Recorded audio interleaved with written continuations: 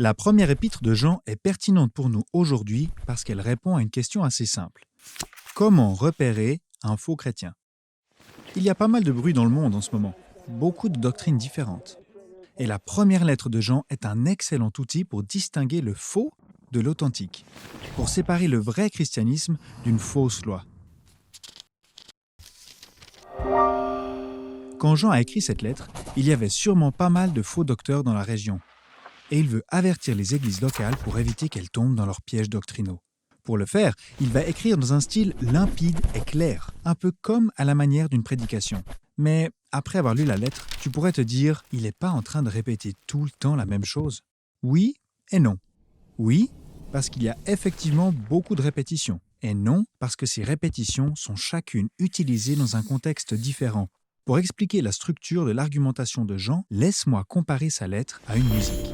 Dans une chanson, il y a toujours un groove, comme un battement de cœur. Dans la première épître de Jean, le battement de cœur, c'est la vie éternelle. Cette vie éternelle, c'est Jésus-Christ. Et le verset clé est 1 Jean 5, 13. « Je vous ai écrit ces choses afin que vous sachiez que vous avez la vie éternelle, vous qui croyez au nom du Fils de Dieu. » Donc en un mot, tu as la vie éternelle et tu n'as besoin de rien d'autre.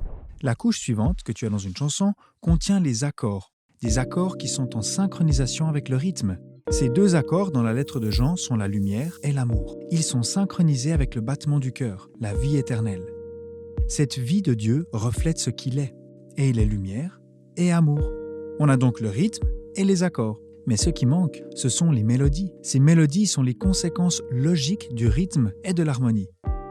Les sujets abordés par Jean, comme le péché, l'obéissance et le monde, sont des conséquences logiques de son sujet principal, la vie éternelle, qui se manifeste par la lumière et l'amour. Ce que Jean va faire tout au long de la lettre, c'est qu'il va aborder beaucoup de thèmes différents qui vont toujours revenir à l'argument principal. Il y a deux grands types de personnes, les chrétiens, qui ont la vie éternelle, et ceux qui ne font que prétendre l'avoir. Pour savoir si une personne a la vie éternelle ou non, il faut examiner si elle démontre les qualités de lumière et d'amour. Bon, si tu m'as suivi jusqu'ici, tu as compris 80% du message de Jean. Et ce qu'il nous reste à faire maintenant, c'est d'examiner les détails. Les deux principaux éléments de la lettre, la lumière et l'amour, commencent par une phrase qui agit comme un titre.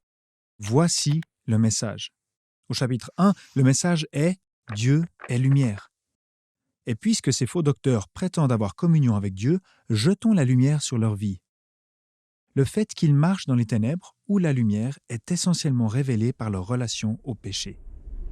Les vrais enfants de Dieu considèrent le péché comme une exception dans leur vie, un peu comme une fausse note. Elle se distingue du reste et doit être corrigée. Donc, quand ils pêchent, ils confessent immédiatement leur faute parce qu'ils savent que le sang de Christ les purifie. Mais les faux docteurs se trahissent souvent eux-mêmes en ayant des idées bizarres sur le péché, parce qu'ils ont besoin de légitimer leur marche dans les ténèbres. Ils sont fiers de marcher dans le chaos et sont satisfaits dans leur péché, sans même se soucier de ce qu'est leur péché dans la lumière de Dieu et de la façon dont ils influencent les autres. À l'inverse, les gens qui ont la vie éternelle aiment garder les commandements de Dieu en marchant dans la lumière, et ils démontrent leur amour pour les autres en donnant le bon exemple et en ne les faisant pas trébucher et pécher. Pour nous aider à marcher dans la lumière, Jean nous montre des catégories pour évaluer la croissance et la maturité spirituelle. Le niveau le plus élevé nous montre ceux qui n'ont plus besoin de rien pour être heureux en Dieu. Ils trouvent leur entière satisfaction en Dieu, et Jean les appelle les pères. Le deuxième niveau traite des chrétiens qui luttent peut-être encore contre le monde et les convoitises. Jean les encourage à se concentrer sur les choses éternelles plutôt que sur les choses temporaires, et il les appelle les jeunes gens. Et enfin, il s'adresse à la troisième catégorie. Ce sont ceux qu'on appellerait probablement les nouveaux convertis. Ils viennent de commencer leur marche avec Christ et ont donc les fondations les plus faibles. À l'époque de Jean, et même à la nôtre, ils sont souvent déstabilisés par d'autres personnes qui quittent l'Église. Peut-être que les faux docteurs les ciblaient principalement parce qu'ils les savaient être une proie facile et qu'ils se laissent facilement influencer. Jean les rassure, vous avez déjà tout ce dont vous avez besoin, et ceux qui sont partis n'étaient de toute manière pas des nôtres. Il enchaîne ensuite pour parler de la deuxième caractéristique de la vie éternelle, qui est l'amour. Mais avant ça, il relie ces deux idées, la lumière et l'amour, à la justice pratique. Mais il ajoute à cette pensée un avertissement. Vivre de manière juste suscitera toujours la haine des faux chrétiens. Parce qu'en vivant de cette manière, on montre que Dieu est juste et que le diable est injuste. Et que, par conséquent, les enfants de Dieu manifestent la justice et les enfants du diable, l'injustice. C'est dans cette pensée qu'il commence cette section sur l'amour. Il commence à nouveau par le titre « Voici le message ». Caïn était du méchant, et il n'a pas aimé que son frère soit juste, donc il l'a tué. Cet acte montre que celui qui hait son frère n'a pas la vie éternelle.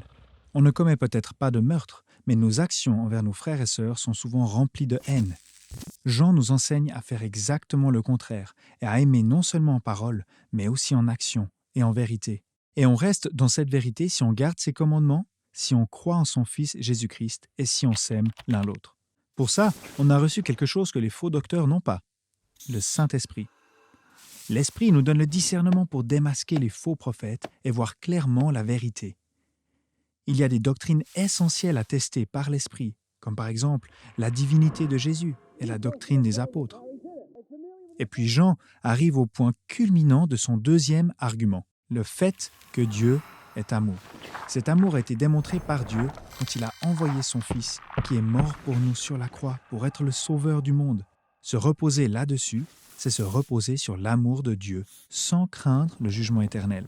Dans le dernier chapitre, Jean veut insister sur ce point une fois de plus. D'abord, comment la vie éternelle nous fait aimer, et deuxièmement, comment nous avons eu accès à cette vie éternelle. L'amour n'est pas premièrement horizontal, mais vertical. Ce qui nous aide à nous aimer en tant que chrétiens n'est pas le fait que nous ayons les mêmes intérêts ou les mêmes convictions doctrinales, mais que nous ayons la même vie, la vie éternelle.